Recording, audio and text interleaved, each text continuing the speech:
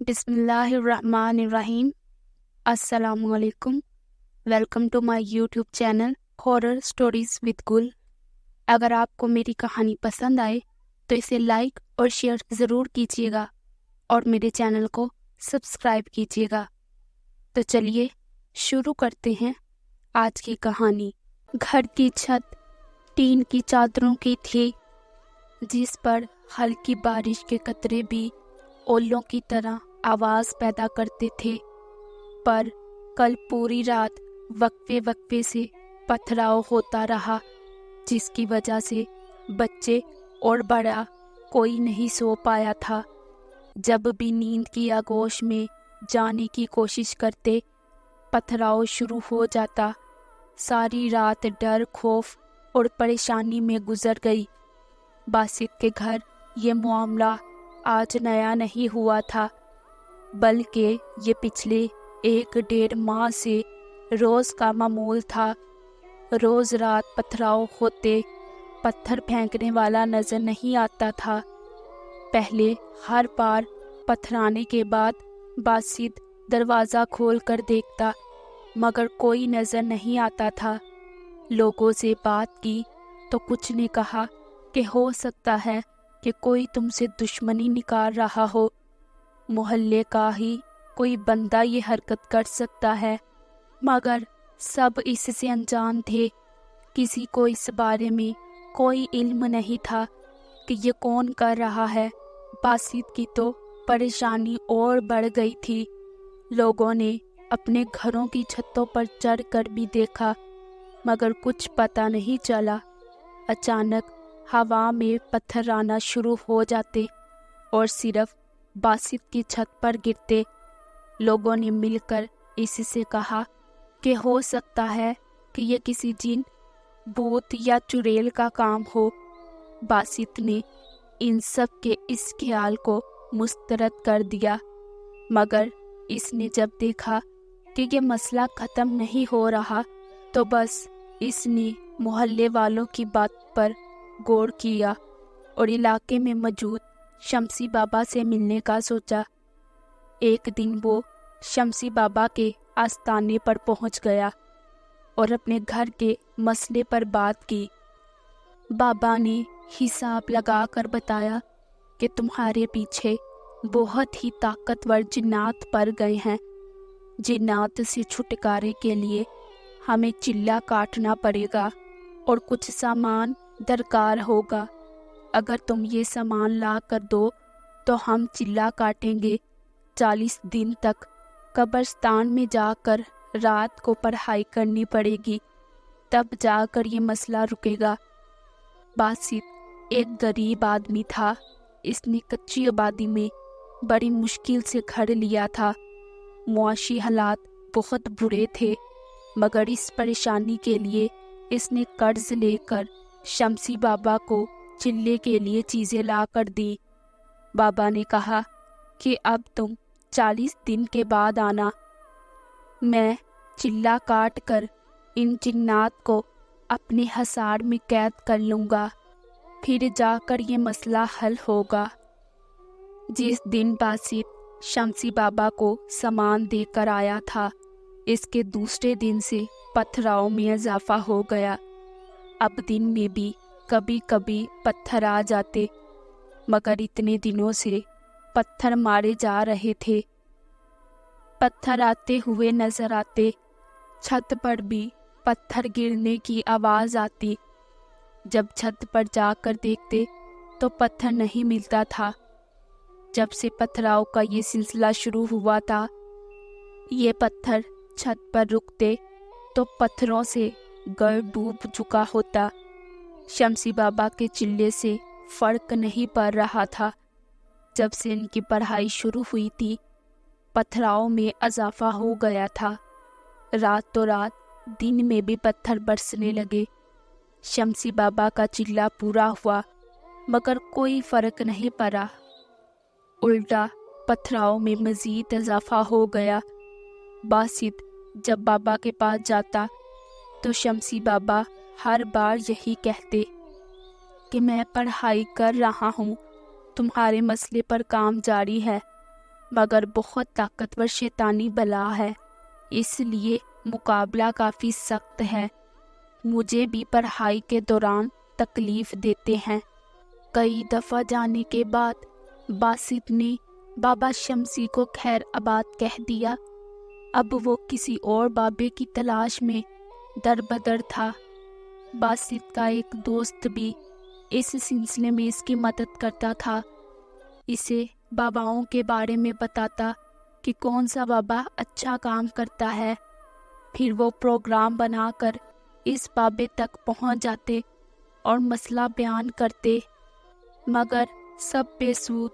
بڑے پیسے لگائے، بڑی خواری کی، کچھ نہ ہوا۔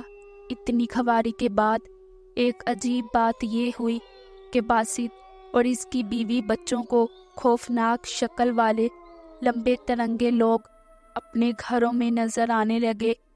چند لمحوں کے لیے کسی کو نظر آتے اور غائب ہو جاتے اور آواز دیتے کہ گھر خالی کرو۔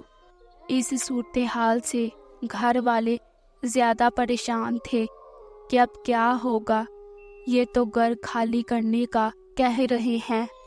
باسط نے ان سے کئی دفعہ بات چیت کرنے کی کوشش کی کہ ہمارا قصور کیا ہے اور ہم لوگ گھر خالی کر کے کہاں جائیں گے، یہ ہمارا کل کا سرمایہ ہے، ہمارے حال پر رحم کھاؤ۔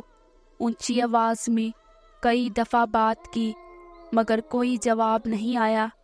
باسط کو اب کچھ سجائی نہیں دے رہا تھا۔ باسط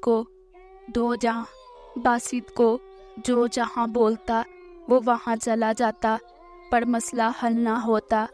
اوپر سے رات دن پتھراؤ، پھر گھر خالی کرنے کی دھمکی۔ باسط کو ایک ڈر یہ بھی تھا کہ کہیں جنات کسی کو کوئی جانی نقصان نہ پہنچا دے۔ انہوں نے اب تک کسی کو جسمانی طور پر وارن تو نہیں کیا تھا، مگر کچھ کہہ نہیں سکتے تھے۔ اب تو باسط پر اچھا خاصا قرض چڑھ گیا تھا۔ ان لوگوں کا پیسہ لے کر اس نے باباؤں کے پیٹ بھرے تھے، مگر معاملہ اب تک جوں کا توں تھا۔ باسط کا دوست اس کی مدد کرنا چاہتا تھا مگر کر نہیں پا رہا تھا۔ اسے کوئی ایسا بندہ نہیں مل رہا تھا کہ وہ اس مسئلے کو حل کر سکے۔ اب تو باسط کے دوست نے شہر سے باہر بھی لوگوں سے ملنے کی کوشش شروع کر دی۔ وہ لوگ اب ایسے بابے کو ڈھونڈ رہے تھے جو انہیں اس پریشانی سے نجات دلا سکے۔ باسط کی تلاش جتنی تیز ہو رہی تھی، مسئلہ اتنا ہی الجھتا جا رہا تھا۔ ایک دن باسط کی بیوی کا کسی نے بازو پکڑ لیا مگر وہ دکھائی نہیں دے رہا تھا۔ اسے ایسا لگا کہ آگ جیسے گرم پلاس سے اس کے بازو کو کس دیا گیا ہو۔ اس جگہ سے بازو بھی جل گیا تھا۔ شام کو باسط گھر آیا تو اس کی بیوی نے اپنا بازو دکھایا۔ یہ تو کام خراب ہو رہا ہے، کیا کیا جائے؟ یا خدا میری مدد کر۔ وہ خود ہی بڑبڑائی جا رہا تھا۔ باسط کا دماغ جیسے بند ہو گیا تھا، سوچنے سمجھنے کی صلاحیت ختم ہو کر رہ گئی تھی۔ اس کی آنکھوں سے آنسو ٹپک رہے تھے۔ ایک سیلاب تھا جو نہ جانے کب سے رکا ہوا تھا۔ وہ واش روم میں چلا گیا اور خاموشی سے اس طوفان کو گزرنے دیا۔ باسط جب رو رو کر ہلکان ہو گیا تو منہ ہاتھ دھو کر باہر آ گیا۔ اگر وہ بچوں کے سامنے روتا تو ان کو تسلی کون دیتا؟ آج اس نے ٹوٹے دل سے اللہ کو یاد کیا۔ رات بھر پھر وہی سلسلہ چلتا رہا۔ صبح کو اس نے اللہ کا نام لیا اور گھر سے روانہ ہو گیا۔ وہ دہاڑی دار مزدور آدمی تھا، دن بھر محنت مزدوری کرتا رہا، کہیں جا نہ سکا۔ رات کو جب گھر آیا تو بیوی بے حد خوف زدہ تھی۔ باسط کے پوچھنے پر وہ بولی، آج میں گھر کے دروازے پر کھڑی تھی، پیچھے سے کسی نے مجھے زوردار دھکا دے کر گھر سے باہر گرا دیا اور کہا، گھر خالی کر دو، تم لوگوں کو سمجھ نہیں آتی، ایسا نہ ہو کہ تمہیں پچھتانا پڑے۔ اس کی بیوی نے دن بھر کی داستان سنائی۔ باسط یہ سب سن کر بڑا پریشان ہوا اور جلد گھر آنے کا کہہ کر باہر چلا گیا۔ اب وہ جاتا جا رہا تھا اور کسی معجزے کے انتظار میں روئے جا رہا تھا کہ اچانک اسے ایک جاننے والا مل گیا۔ حمید اس کے ساتھ پہلے کام کرتا تھا۔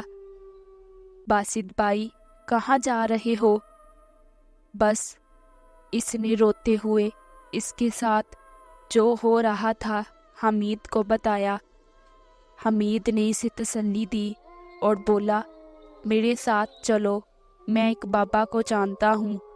بظاہر وہ ایک مزدور کا کام کرتے ہیں، مگر ان کاموں میں ان کی گرفت بہت زبردست ہے، پکا کام کرتے ہیں۔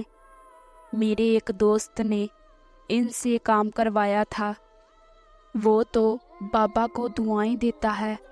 بابا کوئی پیسے نہیں لیتے، خلوص نیت سے کام کرتے ہیں۔ چلو چلتے ہیں، حمید نے اسے دھکیلتے ہوئے کہا۔ چلو بھائی، شاید ان کی مدد سے تمہارا مسئلہ حل ہو جائے۔ دونوں تیز تیز قدموں سے بابے کی طرف چل پڑے۔ کچھ دیر چلنے کے بعد وہ بابا کے پاس پہنچ گئے۔ وہ ایک عام انسان تھے، کوئی پگڑی نہیں، کوئی ہاتھ میں انگوٹھی نہیں، کوئی چھڑی نہیں، بس ایک دکان کے باہر فرش پر بیٹھے تھے۔ سلام دعا کے بعد باسط نے سارا مسئلہ بیان کیا اور ان کے جواب کا انتظار کرنے لگا۔ بابا جی نے ایک تسبیح پڑھی اور باسط پر دم کیا اور کہا، پریشان کیوں ہوتے ہو؟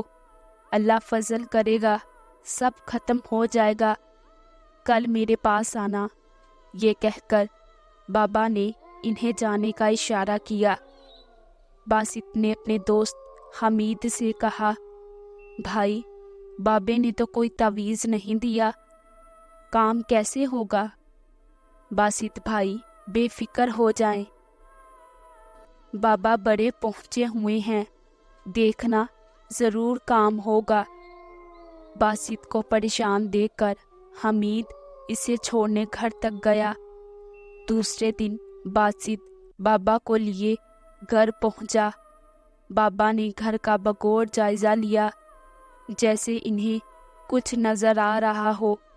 بابا نے سب کو گھر سے باہر جانے کا اشارہ کیا اور ایک گول دائرے کی شکل میں نشان کھینچ کر بیٹھ گئے۔ منہ میں کچھ پڑھنا شروع کر دیا۔ بابا کو ابھی پڑھتے ہوئے کچھ ہی وقت گزرا تھا کہ اچانک سے زوردار چیخو پکار کی آواز آنے لگی، جسے گھر کے باہر سب سن کر گھبرا گئے۔ بابا بنا رکے اپنا عمل جاری رکھے ہوئے تھے اور دیکھتے ہی دیکھتے گھر کے اندر آگ کے شعلے گھومنا شروع ہو گئے، جو آہستہ آہستہ سے دھوئیں کی شکل پہ اختیار کر گئے۔